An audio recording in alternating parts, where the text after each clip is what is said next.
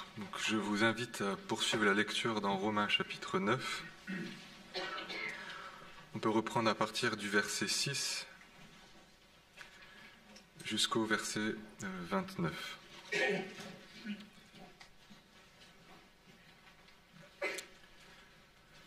Ce n'est pas que la parole de Dieu soit devenue caduque, car tous ceux qui descendent d'Israël ne sont pas Israël. Parce qu'ils sont la descendance d'Abraham, tous ne sont pas ses enfants, mais il est dit, en Isaac, tu auras une descendance appelée de ton nom. C'est-à-dire, ce ne sont pas les enfants de la chair qui sont enfants de Dieu, mais ce sont les enfants de la promesse qui sont comptés comme descendance. Voici en effet la parole de la promesse. À cette même époque, je viendrai et Sarah aura un fils. Bien plus, il en fut ainsi de Rebecca, qui conçut seulement d'Isaac notre père, car les enfants n'étaient pas encore nés, et ils n'avaient fait ni bien ni mal. Pourtant, afin que le dessein de Dieu demeure selon l'élection qui dépend non des œuvres, mais de celui qui appelle, il fut dit à Rebecca, l'aîné sera asservi au plus jeune. Selon qu'il est écrit, j'ai aimé Jacob et j'ai haï Ésaü. Que dirons-nous donc? Y a-t-il en Dieu de l'injustice? Certes non. Car il dit à Moïse, je ferai miséricorde à qui je ferai miséricorde, et j'aurai compassion de qui j'aurai compassion. Ainsi donc, cela ne dépend ni de celui qui veut, ni de celui qui court, mais de Dieu qui fait miséricorde. Car l'Écriture dit à Pharaon, je t'ai suscité tout exprès pour montrer en toi ma puissance et pour que mon nom soit publié par toute la terre. Ainsi il fait miséricorde à qui il veut, et il endurcit qui il veut. Tu me diras donc, qu'a-t-il encore à blâmer? Car qui résiste à sa volonté? Toi plutôt, qui es-tu pour discuter avec Dieu? Le vase modelé dira-t-il au modeleur, pourquoi m'as-tu fait ainsi? Le potier n'est-il pas maître de l'argile, pour faire avec la même pâte un vase destiné à l'honneur et un vase destiné au mépris? Et si Dieu, voulant montrer sa colère et faire connaître sa puissance, a supporté avec une grande patience des vases de colère formés pour la perdition, et s'il a voulu faire connaître la richesse de sa gloire à des vases de miséricorde qu'il a d'avance préparés pour la gloire, c'est-à-dire à nous, qu'il a appelés non seulement d'entre les Juifs, mais encore d'entre les païens, comme il le dit dans Osée, celui qui n'était pas mon peuple, je l'appellerai mon peuple. Celle qui n'était pas la bien-aimée, je l'appellerai bien-aimée. Et là même où on leur disait, vous n'êtes pas mon peuple, ils seront appelés fils du Dieu vivant. Ésaïe, de son côté, s'écrie au sujet d'Israël, quand le nombre des fils d'Israël serait comme le sable de la mer, un reste seulement sera sauvé. Car le Seigneur exécutera pleinement et promptement sa parole sur la terre. Et comme Ésaïe l'avait dit auparavant, si le Seigneur des armées ne nous avait laissé un germe, nous serions devenus comme Sodome, nous aurions été semblables à Gomorrhe. Et j'ajouterai deux textes, un premier dans Zacharie au chapitre 3,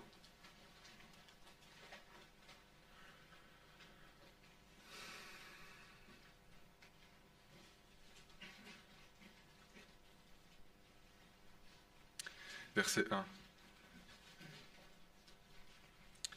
Il me fit voir le souverain sacrificateur, Josué, debout devant l'ange de l'Éternel, et Satan, debout à sa droite pour l'accuser.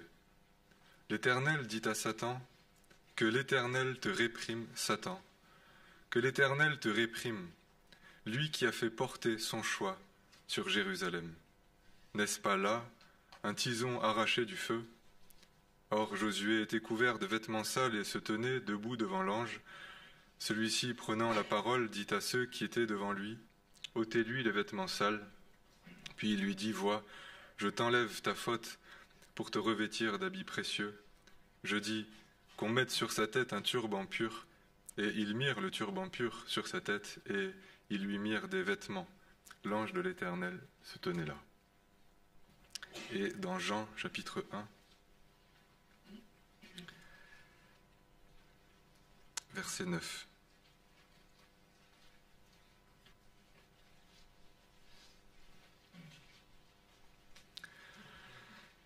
C'était la véritable lumière qui, en venant dans le monde, éclaire tout homme. Elle était dans le monde et le monde a été fait par elle et le monde ne l'a pas connue. Elle est venue chez les siens et les siens ne l'ont pas reçue. Mais à tous ceux qui l'ont reçue, elle a donné le pouvoir de devenir enfants de Dieu, à ceux qui croient en son nom et qui sont nés non du sang, ni de la volonté de la chair, ni de la volonté de l'homme, mais de Dieu. C'est un texte, un chapitre qui est très édifiant, qui est même assez vertigineux, on pourrait dire dans un vertige qui est celui de la grâce, de la miséricorde de Dieu, mais aussi de sa sagesse qui n'a d'autre but que de conduire l'homme à plier les genoux, à adorer, à se réjouir.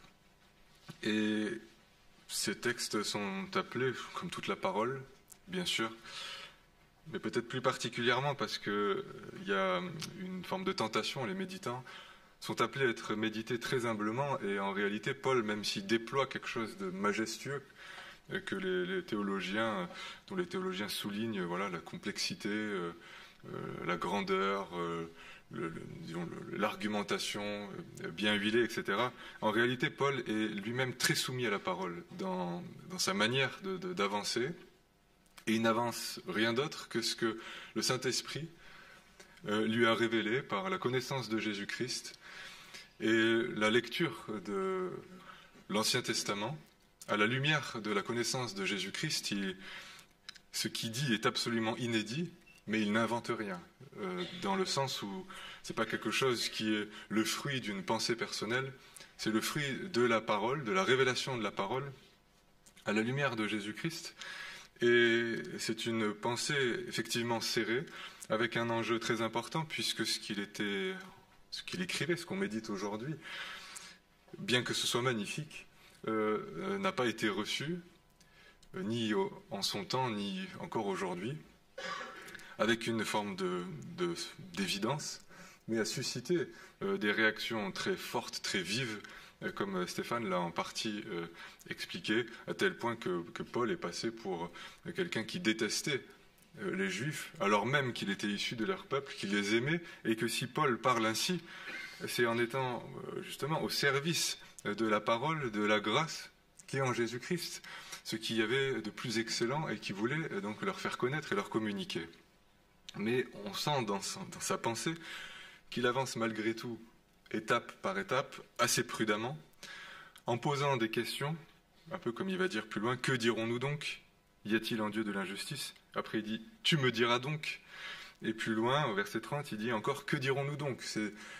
Il confronte finalement le message de l'évangile et de la grâce à la réaction des hommes, et peut-être en particulier des hommes religieux qui la connaissent, mais qui étaient susceptibles d'en avoir oublié la grâce. Et il n'y a rien de plus terrible que connaître la parole en ignorant ce pourquoi elle a été envoyée, et en ignorant et en ne connaissant plus celui qui a parlé. Et c'était donc le drame de la propre justice du peuple d'Israël, qui est en fait un glissement progressif.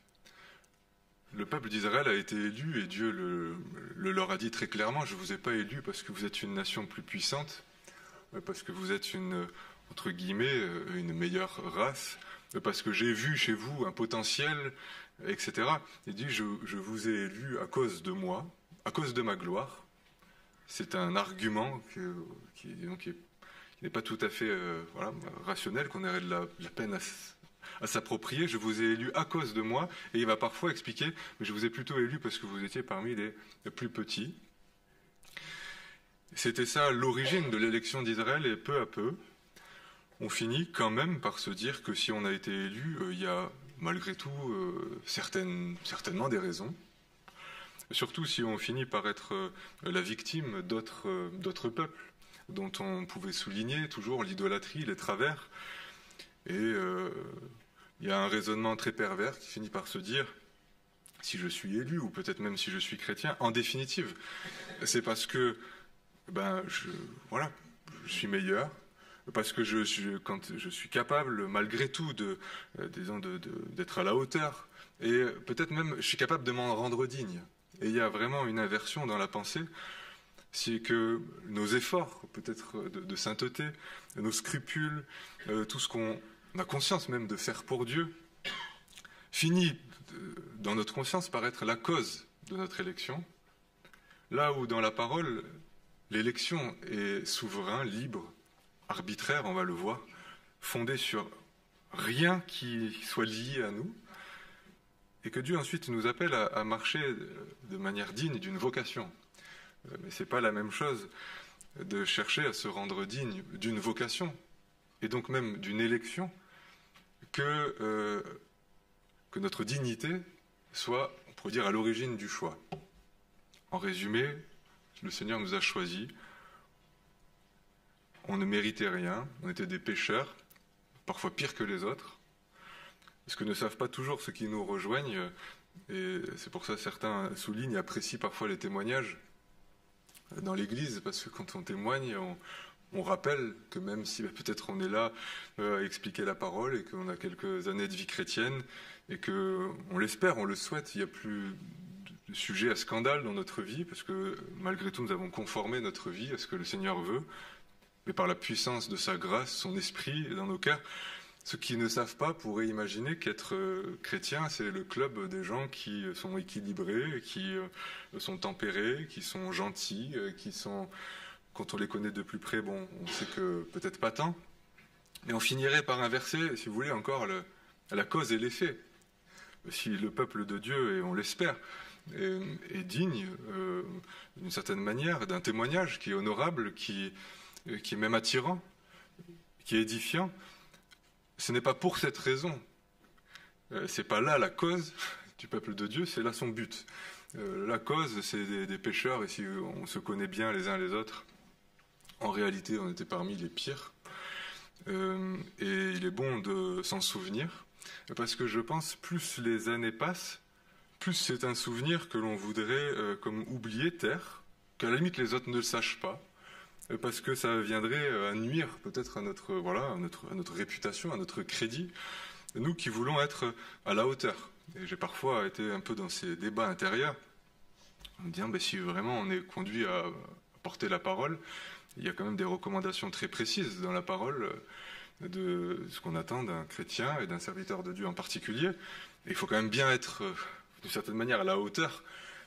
Et sauf que dès que je suis un peu pris dans ce piège-là, eh bien, c'est comme si je ne supportais plus le miroir de ma propre nature, et peut-être celui que les autres percevraient, souligneraient de temps en temps, oubliant que c'est par grâce que je suis devenu chrétien, c'est par grâce que je suis appelé, et si même les uns les autres dans l'Église reçoivent des dons pour servir, des charismes, donc des grâces, c'est pas en lien avec ce qu'ils sont non plus, c'est pas en lien avec une supériorité morale, c'est par grâce, tout est par grâce. Et c'était aussi le piège des Corinthiens qui avaient plein de dons. Ils avaient tellement de dons qu'ils ont fini par s'imaginer être meilleurs et ils sont devenus suffisants. Mais un don, c'est ce que Paul leur dit. Il dit, mais de quoi vous glorifiez-vous? Ce que vous avez, ne l'avez-vous pas reçu? Si vous l'avez reçu, c'est une grâce, et si c'est une grâce, c'est en lien avec aucun mérite. Et les grâces de Dieu, tout en nous réjouissant, tout en nous consolant, tout en ne nous réhabilite jamais à nos propres yeux, comme si nous en étions dignes avant qu'elle nous soit donnée. Et c'est vraiment le piège, et je dirais c'est plus le piège, on pourrait dire, d'un peuple vieillissant, ou d'une église vieillissante, ou d'un croyant vieillissant, qui est de se souvenir que malgré peut-être sa grâce, son service, et peut-être ses efforts auxquels il a consenti, il ne gagne aucun mérite, et il n'en a jamais eu aucun. Et Paul, pour cela, revient à la genèse, vraiment à la genèse du peuple d'Israël, pour leur rappeler que ce qu'il leur dit là n'est pas inédit, n'est pas sorti de son chapeau, est constitutif de son histoire, Et c'est manifesté, l'élection s'est manifestée au travers d'un peuple, mais elle s'est manifestée aussi souvent individuellement. Et souvent, Dieu a choisi entre des hommes, un homme plutôt qu'un autre, de manière à manifester sa souveraineté, son choix, de manière à confondre tant celui qui était, on pourrait dire, davantage choisi, que celui qui semblait plus sur le carreau, pour que personne ne se glorifie. Et il entre donc dans ce commentaire pour, on pourrait dire, évoquer tous les points et tous les aspects de la vie, peut-être on pourrait dire un peu de l'inné et de l'acquis, c'est-à-dire tout ce qui est un homme, de par sa naissance, dans son ADN, de par ce qu'il est en lui-même et ce qu'il a réussi à acquérir, ce qu'il a réussi peut-être à devenir. Paul évoque tous ces aspects de la vie en montrant que Dieu a choisi des hommes et des femmes indépendamment de tout ça et avant que tout ça arrive. Et c'est pour ça qu'il dit, pour pas que le peuple juif se trompe et s'imagine être dans un droit du simple fait d'être juif, il leur dit, ce ne sont pas les enfants de la chair qui sont enfants de Dieu, mais ce sont les enfants de la promesse qui sont comptés comme descendance. Ce qui insinue qu'il ne suffit pas d'être né juif, et on pourrait peut-être dire aussi d'être né chrétien, pour avoir un quelconque droit qui nous donnerait sur qui que ce soit une forme de priorité naturelle que l'on pourrait faire valoir et qui pourrait nous placer au-dessus. Il dit non, il ne suffit pas d'être né de la chair. Il ne suffit pas d'être né d'Abraham, il ne suffit pas d'être participant du peuple, il ne suffit pas même d'en partager l'identité, d'en partager le goût, même l'amour peut-être pour le territoire, pour la culture juive, de connaître par cœur sa généalogie. Tout ça ne communique rien, mais ce sont les enfants de la promesse. C'est une manière de mettre en tension le droit naturel et le choix de Dieu et sa grâce.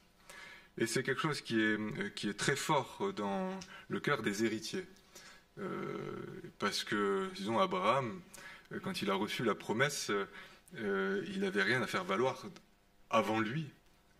Et quand on a à faire valoir avant soi, qu'on le veuille ou non, ça crée une forme d'assurance et d'orgueil, une tentation, disons, naturelle. Ensuite, Paul va un peu zoomer, on pourrait dire, sur l'élection et va dire ensuite que la promesse a été faite à Sarah d'avoir un fils. C'est étrange puisqu'il est question de la descendance d'Abraham et ensuite c'est celle de Sarah, visiblement, plus précisément, dans le sens où, si on se souvient bien, Abraham a voulu créer sa propre descendance dans une forme d'impatience, de pression aussi un peu conjugale, d'incrédulité, et il a conçu donc Ismaël, fils de la servante de sa femme. Il attendait un fils promis, il a cherché des solutions, il l'a conçu, mais ce n'était pas celui que le Seigneur avait élu, bien qu'Ismaël fût l'aîné. Mais, on pourrait dire, Ismaël n'était pas le fils de Sarah, c'est le fils d'Abraham, et on pourrait dire le zoom va plus loin pour montrer que même du même père, de la même mère, c'est-à-dire d'Isaac et de Rachel, il me semble, de Rebecca, pardon, eh bien, la même mère, du même père, celui vraiment qui était béni, dans le même sein maternel, 2 enfants.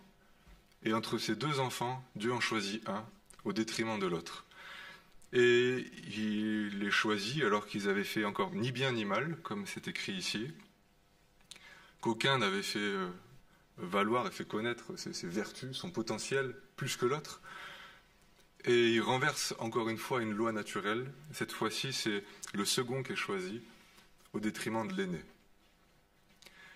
Et qui vient renverser un nouveau droit qui est le droit naturel et le droit d'aînesse, qui était en plus authentifié par la loi elle-même.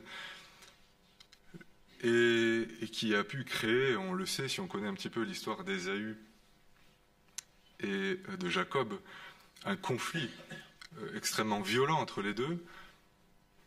L'histoire de l'humanité a commencé par un conflit extrêmement violent entre un aîné et un second, Caïn et Abel. Lorsque le sacrifice d'Abel a été agréé par Dieu, celui de Caïn a rejeté. Caïn a tué son frère, ne supportant pas que son sacrifice soit rejeté, estimant que Dieu devait l'agréer, et ça a créé une colère meurtrière chez lui. Et en fait, vraiment, toute l'histoire du peuple d'Israël est comme ça, c'est l'un au détriment de l'autre, celui qui aurait dû, c'est le petit dernier, ça va être aussi donc Joseph, alors qu'il a je ne sais plus combien de frères, 11, plus grand que lui. Je n'ai pas une parfaite maîtrise de l'Ancien Testament. Et il y a la même chose qui se passe aussi, et c'est assez frappant, entre Rachel et Léa, c'est que Jacob va choisir, va aimer, c'est le même terme, la seconde, plutôt que l'aînée. Et on sent une tension avec le beau-père, et Jacob n'a pas d'autre élément à dire, je l'ai aimé. Voilà, il a choisi, il a aimé la seconde, et on sent dans l'amour, y compris dans l'amour des hommes, que l'amour des hommes a quelque chose d'absolument libre et arbitraire. On saura peut-être, nous, hommes, expliquer pourquoi on a plutôt préféré ce garçon à celui-ci, ou cette fille à celle-là, mais j'irais même ce critère reste arbitraire, parce que peut-être l'autre aurait d'autres critères à faire valoir. L'amour a quelque chose d'arbitraire, de souverain. Celui des hommes est souvent injuste, et nous serions tentés de dire que Dieu est injuste, de choisir l'un au détriment de l'autre. Et c'est pour ça que Paul va dire au verset 14, « Que dirons-nous donc? Y a-t-il en Dieu de l'injustice ?» Est-ce parce que Dieu choisit librement qui il veut, qu'il est injuste? Et ce choix libre, et disons, le choix libre de Dieu veut surtout dire un choix sur lequel nous ne pouvons rien. C'est-à-dire nous ne pouvons pas infléchir son choix, nous ne pouvons pas, disons, faire valoir quoi que ce soit chez nous. Tout ce que nous sommes, tout ce dont nous avons hérité, tout ce que nous pourrions faire valoir, mettre en avant, est insuffisant. Et il est dit, Dieu fait miséricorde à qui il fait miséricorde, et ça ne dépend ni de celui qui veut, ni de celui qui court, mais de Dieu qui fait miséricorde. Et cela afin que le dessein de Dieu demeure selon l'élection. C'est-à-dire, c'est pas parce que c'est souverain de la part de Dieu que c'est totalement, disons, aléatoire et farfelu. Dieu, en choisissant, manifeste, disons, son plan éternel, qui est un plan de grâce, qui est un plan de miséricorde pour lesquels jamais personne ne pourra rien. C'est dans son amour, dans sa puissance, dans sa justice qu'il a voulu sauver les hommes, indépendamment de ce qu'ils sont, indépendamment de ce qu'ils font, et indépendamment de ce qu'ils veulent. Et c'est quelque chose qui m'a souvent comme un peu heurté et blessé.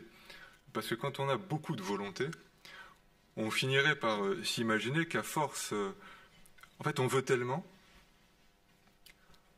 qu'on pense qu'en définitive, si on l'est, ou si on l'a, c'est parce qu'on l'a voulu. Et on a parfois, d'une certaine manière, on voudrait presque plus que Dieu, à tel point que sa volonté, son amour, pour nous est voilé, parce qu'on a voulu, et souvent parce qu'on a convoité, parce qu'on a voulu arracher, parce qu'on a voulu mériter, plutôt que de reconnaître que l'on n'a aucun mérite, que l'on est perdu, et implorer sa grâce, sa faveur, son amour, et même, d'une certaine manière, son choix. Et il y a une forme de lutte dans le cœur naturel de l'homme qui fait que l'on veut ou qu'on rejette. Voilà. C'est la même force avec laquelle on va vouloir quelque chose qu'avec laquelle on va la rejeter, surtout quand il s'agit de la miséricorde de Dieu, de sa justice, de son amour. Et il y a quelque chose d'assez violent en fait dans le cœur de l'homme, parce qu'à cause de ce vouloir, qui apparemment est si louable, eh bien les hommes s'entretuent. Parce qu'on oublie que ça ne dépend pas de nous, et ça crée une forme de zèle. C'est un peu difficile de compartimenter, mais que Paul va décrire plus loin. Il parlait d'un zèle sans intelligence, c'est-à-dire d'une volonté. Et il est dit d'Israël qu'ils ont voulu la justice. Mais s'ils l'avaient tant voulu, pourquoi ne l'ont-ils pas reçu? Parce que, disons, la miséricorde est quelque chose qui ne dépend pas de nous, que Dieu a manifesté, qu'il a accompli, et qu'il a fait voilà, dans son amour, qui est un amour absolument libre et souverain, et sa miséricorde, disons, on en a vraiment besoin, mais encore faut-il accepter qu'elle vienne de lui, qu'elle soit parfaitement gratuite, et que lui seul a le pouvoir de faire de nous des enfants de Dieu. Et étrangement, disons, cette espèce de revendication qui est parfois la nôtre quand on veut quelque chose, et notamment quand on veut des choses qui ont trait à l'œuvre de Dieu, on peut même vouloir la sainteté avec une forme de violence, vouloir une justice personnelle, et on imagine que tous nos efforts, quand même, les efforts qu'on consent pour l'obtenir, pour le devenir, finiraient par mériter d'être couronnés par un résultat, par une obtention. Et ça peut nous conduire vraiment dans la révolte, dans la contestation avec Dieu, dans un état de tension, et tout d'un coup ça peut basculer si le Seigneur nous révèle que, en réalité, malgré tous nos efforts et malgré tout ce qu'on pense être, tout ce qu'on voudrait faire valoir, nous ne sommes rien. Et nous sommes plutôt des pécheurs, et qu'en réalité, nous sommes loin de lui, nous sommes perdus. Ça vacille un peu dans notre cœur, parce qu'on passe d'une revendication à une incrédulité. Si je suis rien, si même ce que je suis capable de faire, et je me souviens, après quelques années de vie chrétienne quand même, j'ai purifié mon cœur, j'ai accepté des convictions de péché dans plusieurs domaines, et j'avais le sentiment qu'il me restait plus qu'une chose, d'une certaine manière, qui en plus était bien, qui était louable.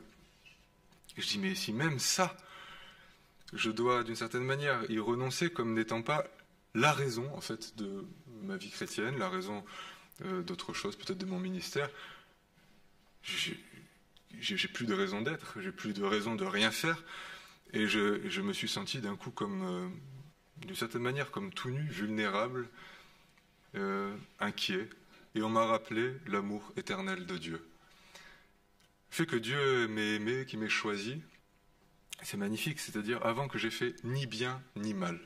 C'est-à-dire aucun bien qui puisse être pour moi un mérite, et aucun mal qui soit suffisamment mal, de certaine manière, pour dissuader l'amour de Dieu.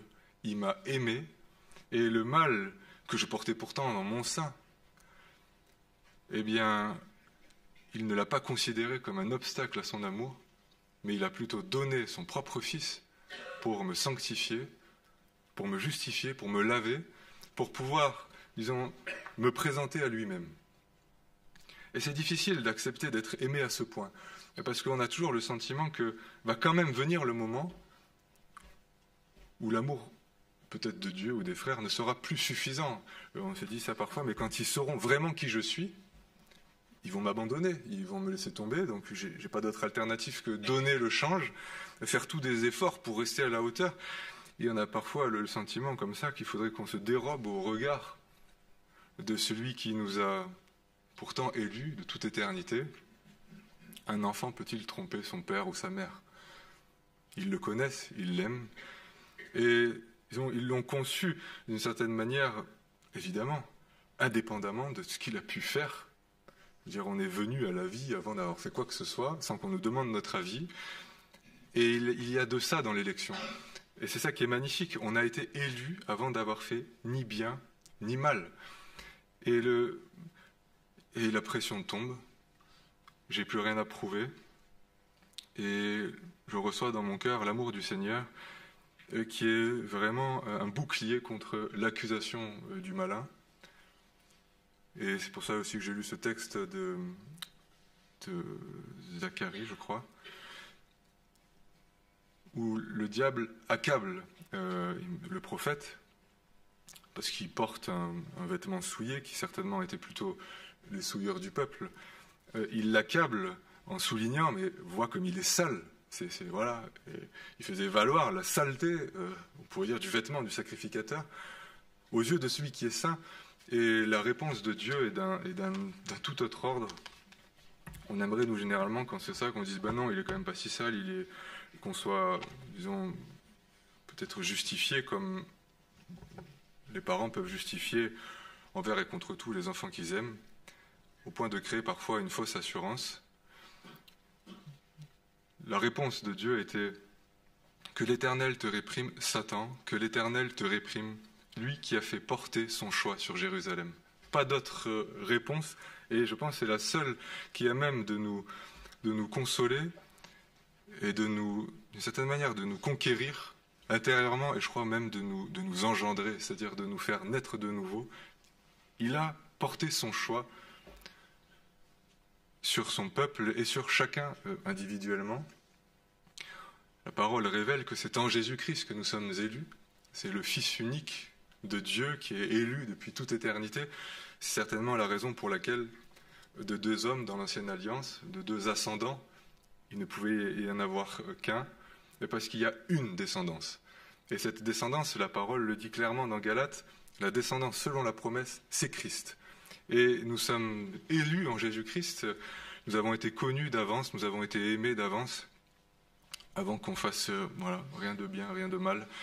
Et c'est cet amour de Dieu qui nous confond, qui nous saisit, pourvu que l'on accepte de s'y soumettre. C'est étrange parce que l'amour, on a une définition assez sentimentaliste de l'amour, de la miséricorde, et la parole en parle en termes aussi un peu juridiques, parce qu'il est dit des Juifs qu'ils n'ont pas voulu se soumettre à la justice de Dieu, c'est-à-dire se soumettre à son amour.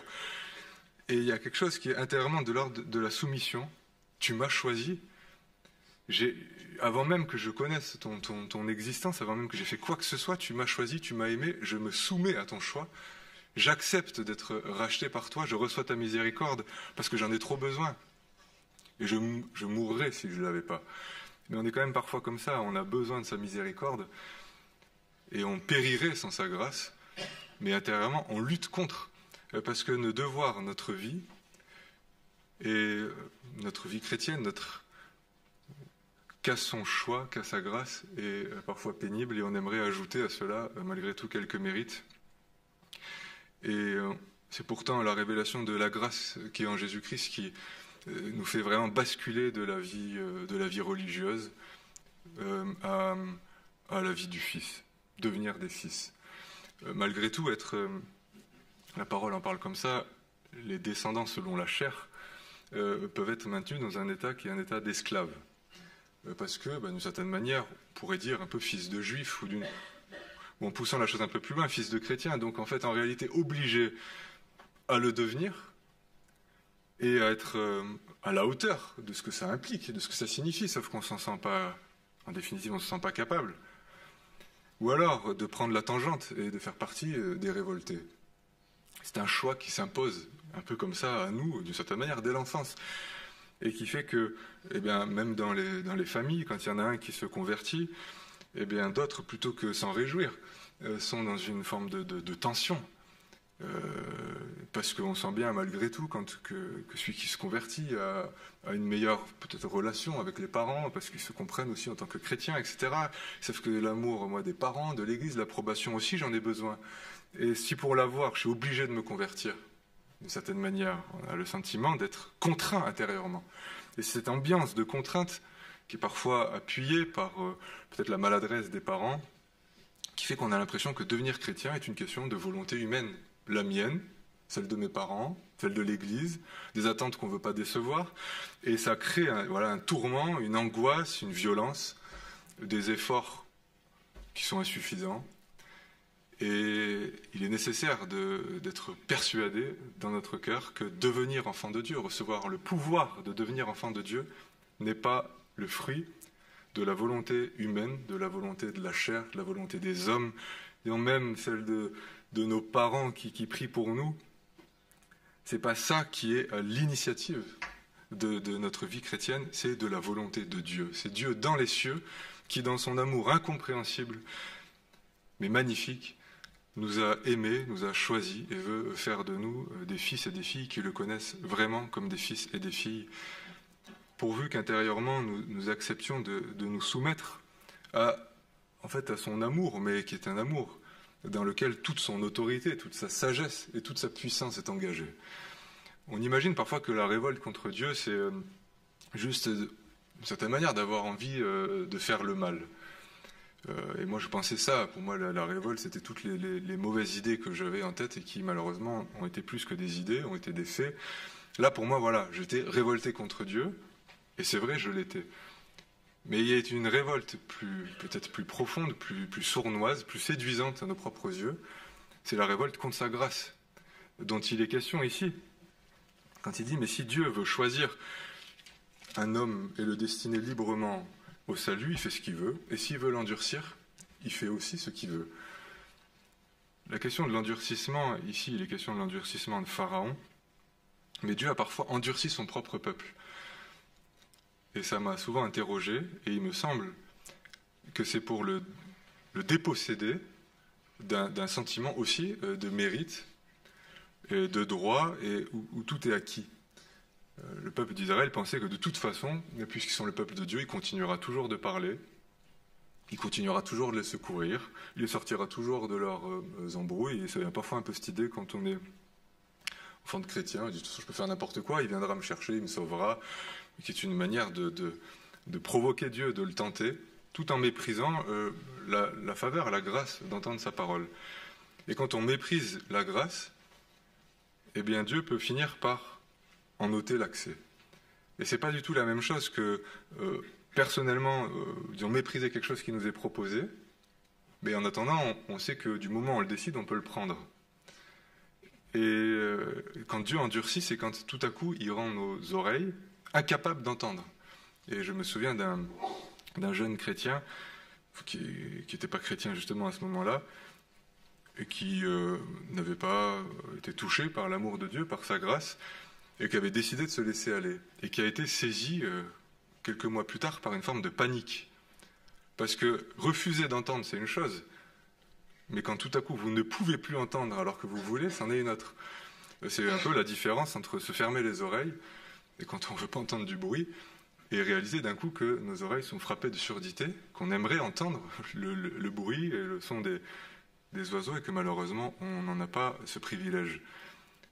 D'un coup, il est question de privilège, il n'est plus question de droit. Et quand Dieu a endurci son propre peuple, c'était pour qu'il soit conduit dans la repentance, dans le désespoir, et dans un sentiment je pense, un peu de panique, et qui crie au Seigneur qu'il revienne à lui. Même les endurcissements de Dieu avaient aussi pour fin le fait de réveiller son peuple, de lui parler vraiment, pour qu'il arrête d'écouter sans écouter, mais qu'il écoute vraiment la parole et qu'il soit sauvé. Et tout concourt à la révélation de la miséricorde, de la puissance, de la sagesse de Dieu. Et il faut que cette révolte qui est extrêmement profonde, et qui est... La révolte, c'est pas, voilà, juste comme je dis, prendre un peu la tangente, la vie mondaine. En fait, la révolte, elle est liée à la chair, c'est-à-dire à notre nature profonde, et elle va malheureusement vouloir s'exprimer aussi dans la vie spirituelle, et peut-être en particulier. Et il y a quelque chose qui doit être, voilà, je pense vraiment vaincu en nous, crucifié par le Seigneur, que l'on doit accepter d'être dépouillé, parce que la révolte ici, dans ce texte, elle est liée à la volonté de se déterminer soi-même. En gros, si je veux devenir chrétien, je le peux, et si Dieu, peu importe, presque d'une certaine manière, peu importe ce que Dieu veut, et on a parfois cette idée de la conversion où tout dépend un peu de moi, est-ce que je veux, est-ce que j'ai envie, est-ce que j'ai pas envie, est-ce que je me sens, est-ce que je me sens pas. Mais la question c'est, est-ce que l'appel de Dieu, de sa miséricorde, de sa grâce retentit à ma conscience? Est-ce que Dieu veut de moi, d'une certaine manière? Et il l'a prouvé en Jésus-Christ, qu'il a voulu que les méchants, les pécheurs ne meurent pas, mais qu'ils soient sauvés, qu'ils soient réconciliés avec lui. Et il y a là, en Jésus-Christ, l'appel du Seigneur pour qu'on devienne ses fils et ses filles. Mais il y a quelque chose de la volonté de se déterminer soi-même, c'est-à-dire de devenir ce que je veux, y compris dans l'Église, qui est quelque chose qui est insoumis, qui est grave, qui peut nous conduire vraiment très loin, et qui nous voile la révélation de l'amour de Dieu, et pour terminer, qui, je pense, nous voile aussi le service. Parce qu'en réalité, il est dit même l'appel, la miséricorde de Dieu ne dépend pas de celui qui veut et de celui qui court. Et je pense que même ce vouloir et cette course, c'est-à-dire cette manière d'envisager les choses, de les désirer et de se donner les moyens d'eux, en réalité n'est pas à notre portée. Même le vouloir et le faire est un don. La parole en parle comme d'un don. Il y a quelque chose souvent qui s'inverse. On a l'impression disons, de vouloir et de faire beaucoup, ou alors de plus arriver à vouloir, de plus arriver à faire. Mais depuis quand? D'une certaine manière, notre vouloir et notre faire sont rentrés en ligne de compte. C'est lui qui nous a appelés, qui nous a aimés. On n'a justement rien voulu, rien fait. Mais c'est lui qui veut, et quand le Seigneur veut, il veut encore. Il veut toujours. Et il demeure fidèle. C'est pour ça que même nos prises de conscience les plus douloureuses, à nos yeux, nous ébranlent, nous humilient, nous paralysent. Mais au sien ne change rien. Et on est comme ça, parfois on veut énormément, on veut trop, et puis tout à coup on veut plus. Et on serait même tenté de se rejeter, n'étant finalement si indigne de cette grâce, de cet amour, peut-être de ce service, de ce ministère. Et alors là, le Seigneur va aussi dire, ne te rejette pas, car je t'ai choisi. Ça repose encore sur son choix, sur son élection, sur son amour, et il y a là vraiment un socle profond, pourvu qu'on en accepte d'une certaine manière toute l'autorité sur notre âme et notre cœur. Voilà, je vais prier pour terminer.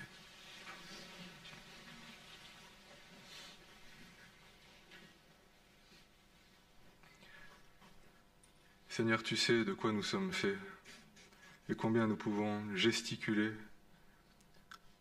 nous accabler ou alors nous opposer à toi dans des raisonnements qui sont vains, qui ne sont malheureusement plus éclairés par la révélation de ta grâce. Nous avons peut-être pensé qu'à force de vouloir et de faire, nous avons mérité quoi que ce soit, et nous avons certainement oublié, ou négligé, ou pas mesuré la grandeur de ton amour et de ta grâce. Toi qui nous as connus d'avance, qui nous as élus, qui nous as prédestinés à ressembler à l'image de ton Fils sans tenir compte de ce que nous étions, de ce que nous allions devenir. Ton amour et ta miséricorde nous confondent. Nous en acceptons l'autorité. Tu as créé les hommes et tu t'es créé un peuple. Et nous acceptons d'être créés par toi à cette image nouvelle et pour être associés à ce peuple nouveau qui n'était pas un peuple mais qui l'est devenu par la seule force de ta grâce. Seigneur, t'en supplions, révèle-nous ta grâce malgré tout ce que nous sommes, malgré peut-être même la force de notre volonté. Nous ne pouvons rien faire pour être autrement que ce que nous sommes. Nous sommes de chair, nous sommes perdus sans ton esprit, sans ton action, sans ton amour. Et nous nous fortifions dans ta grâce et nous nous laissons consoler par elle et relever par elle. Au nom du Seigneur Jésus. Amen.